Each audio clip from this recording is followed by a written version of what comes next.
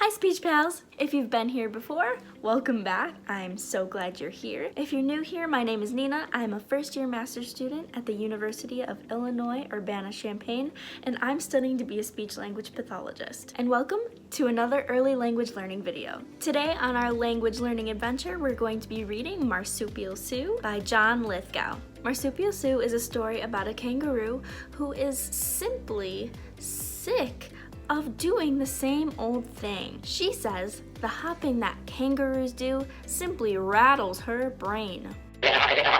So she sets off to find a brand new place among all of her fellow Australian animals, but nothing seems to really work out. It was not until she met a small wallaby that reminded her of herself that she realized that maybe being a kangaroo really isn't so bad after all. Sue does a lot of silly things to find a new place where she belongs, and we're going to pretend to do what she does. But you have to listen carefully, because there will be 2 things to remember. Do you think you can remember 2 steps? Great! I'm so excited to go on this adventure with you and Sue. Marsupial Sue by John Lithgow.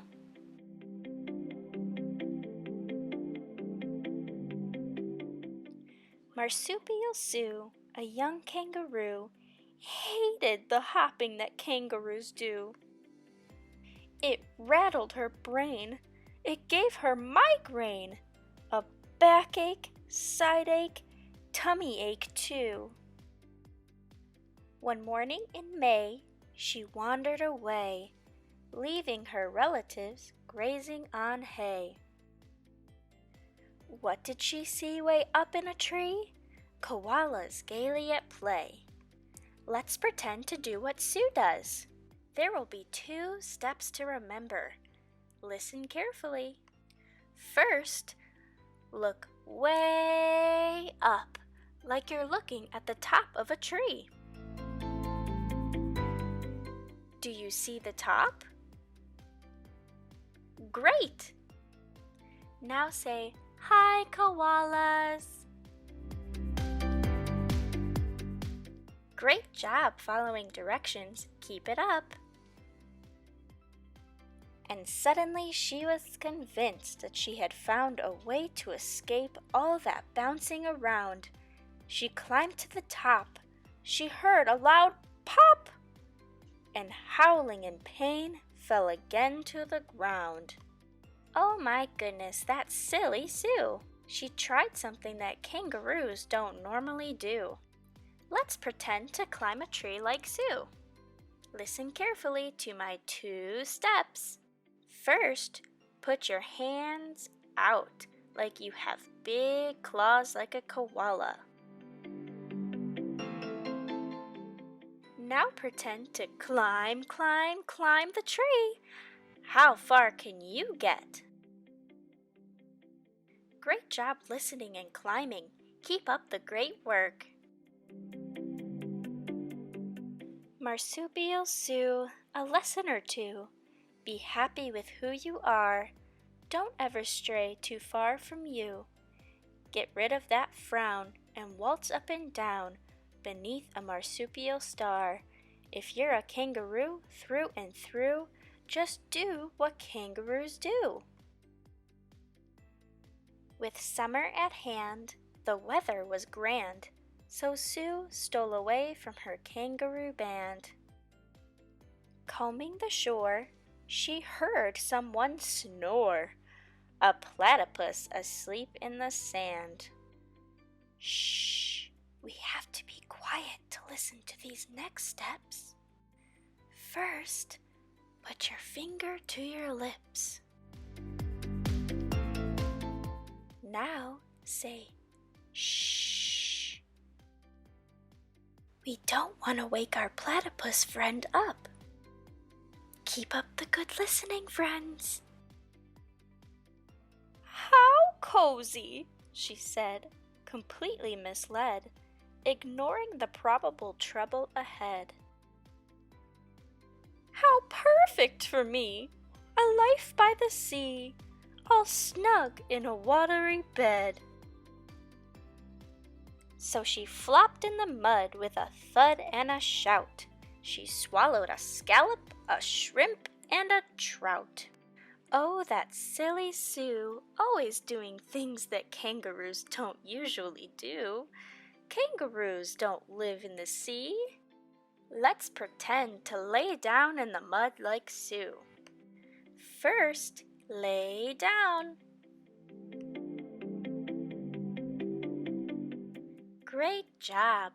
Now say, ah, like you're so relaxed. You have some great listening ears. By 1:45, the poor kangaroo had typhoid, pneumonia, colic, and gout. Ew! Marsupial Sue, a lesson or two. Be happy with who you are. Don't ever stray too far from you. Get rid of that frown and waltz up and down beneath a marsupial star. If you're a kangaroo through and through, just do what kangaroos do. That autumn, once more, Sue got to explore a creature she'd never laid eyes on before, a version of her in miniature, a wallaby with cousins galore. Before very long, Sue joined in the throng, flouncing and jouncing and bouncing along. Happy and free, she shouted with glee, "At last I'm where I belong!" Bouncing with the wallabies seems like something that kangaroos can do. Are you ready to bounce with Sue and her wallaby friends?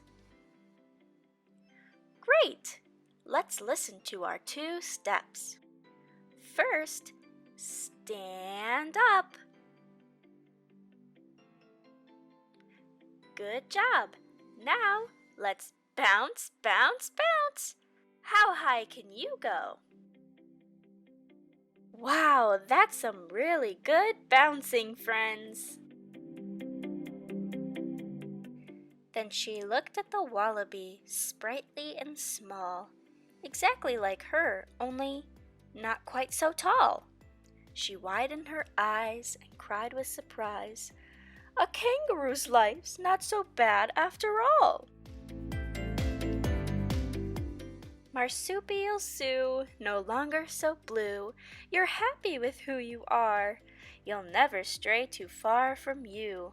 You're rid of that frown. So waltz up and down beneath a marsupial star. You are a kangaroo through and through, so do what kangaroos do. You are a kangaroo through and through, so do what kangaroos do. Thank you for joining Sue and I on our adventure, friends, and good listening. And remember, it's good to try something new, but in the end, it's always best to be you. Hi parents, just like always, I thought of a few activities that you could do at home to keep developing your child's skills in multi-step direction following. One thing you could do is set up a listening to directions relay race. You can do this in your home or outside. For example, place a hat on the floor and have your child stand on one side of the room while you stand on the other. Tell your child to listen very carefully to your directions. To give them a multi-step direction, you could say, to win the race, you need to put on the hat, skip to me, and give me a high five, and then see how fast can they go. If you want to make it even more fun, you could even see if they could beat their time on a timer. If you find that your child is having difficulty remembering all of those directions, you can try giving them one direction at a time until they finish the race. But it's also important to remember that you can work on direction following at any time of the day, even snack time. You could say, okay, listen carefully. There are 2 steps to remember. Are you ready? Please put your garbage in the garbage can and your plate in the sink. Again, if your child has difficulty remembering all of these steps at once, that's okay. Just give them one step at a time, but make sure to tell them they did a great job. But parents, please remember that you don't always have to come up with a creative idea to make things fun or educational. You can turn any activity into a game and anything into a learning opportunity. Well, Speech Pals, thank you for joining me and Sue in another language learning adventure. We had so much fun, and we'll see you in the next one. Bye!